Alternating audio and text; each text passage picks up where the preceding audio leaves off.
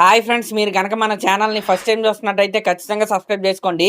ఎందుకంటే latest cinema updates అన్నీ కూడా మన ఛానల్ అప్ టు డేట్ అయితే ఉంటాయి.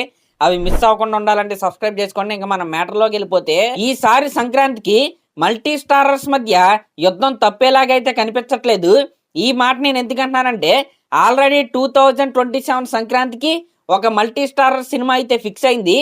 అదే అనిల్ రావిపూడి గారి కాంబినేషన్ లో విక్టరీ వెంకటేష్ గారు, కళ్యాణ్ రామ్ గారు ఇద్దరు కలిసి నటిస్తున్న సినిమా. ఇప్పుడు ఆ మల్టీ స్టారర్ కి పోటీగా మరొక క్రేజీ మల్టీ స్టారర్ అయితే వస్తుంది.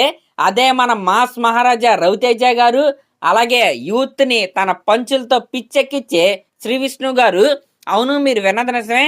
నెక్స్ట్ సంక్రాంతికి మన రవితేజ గారు అలాగే శ్రీ విష్ణు గారు కలిసి నటిస్తున్న మల్టీ స్టారర్ సినిమా కూడా రిలీజ్ అవ్వబోతుంది. ఆ సినిమాకి ప్రొడ్యూసర్ ఎవరంటే దిల్ రాజు గారు, డైరెక్టర్ ఎవరంటే శ్రీ విష్ణు గారి స్వాగ్ సినిమా తెలుసు కదా, ఆ సినిమా తీసిన అసిత్ గోలి గారు. అయితే ఈ క్రేజీ మల్టీ స్టారర్ కి టైటిల్ గా ఒకటైతే వినపడుతుంది. అదేంటంటే వీరాది వీరులంట. ఈ టైటిల్ వింటేనే నాకైతే ఈ సినిమాలో కామెడీ ఏ రేంజ్ లో ఉండబోతుందో ఒక గ్లిమ్స్ అయితే అర్థమవుతుంది. ఎందుకంటే కామెడీ టైమింగ్ లో రవితేజ గారు పీక్స్, శ్రీ విష్ణు గారు కూడా ఆల్రెడీ ప్రూవ్ చేసుకున్నాడు. వీళ్ళిద్దరు కాంబినేషన్ లో సరైన సీన్స్, సరైన డ్రామా క్రియేట్ అయితే నిజంగా థియేటర్ లోపల నవ్వుల పండగ అయితే పుట్టుకొచ్చిద్ది. నిజంగా రవితేజ గారు, శ్రీ విష్ణు గారు ఆ కామెడీ టైమింగ్ సరిగ్గా పండిందా నెక్స్ట్ లెవెల్లో వర్కౌట్ అయిద్దండి. అసలు దీంట్లో చూసుకోవాల్సిన అవసరమే లేదు. కానీ ఇక్కడ నేను కోరుకునేది ఏంటంటే, స్వాగ్ డైరెక్టర్ స్వాగ్ లానే సినిమాని తీయాలి. అంతే తప్ప అనిల్ రావిపూడి గారి సినిమా పక్కన ఉంది కదా అని అనిల్ రావిపూడి గారి లాగే తీద్దాం, హిట్ కొడదాం అంటే కుదరదు. ఆయన స్ట్రెంత్ అది, మీ స్ట్రెంత్ ఇది.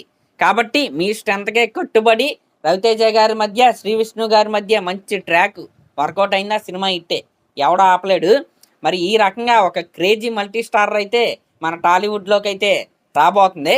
ఇంకా నెక్స్ట్ రవితేజ గారు కూడా నెక్స్ట్ సంక్రాంతికి మంచి ఊపు మీద అయితే ఉంటారు. ఎందుకంటే ఇరుముడి సినిమా మంచి ప్రామిసింగ్ సినిమా ఇది, దీంట్లో డౌట్ అయితే లేదు. అంటే ఇప్పటి వరకు రవితేజ గారి నుంచి వస్తున్న ప్రతి సినిమాకి నెగిటివిటీ అనేది బాగా స్ప్రెడ్ అవుతుంది. కానీ ఇరుముడి సినిమాకి అది జరగదు. ఇరుముడి సినిమా తర్వాత వచ్చే ఈ మల్టీ స్టారర్ కూడా అదైతే ప్లస్ అవ్వబోతుంది.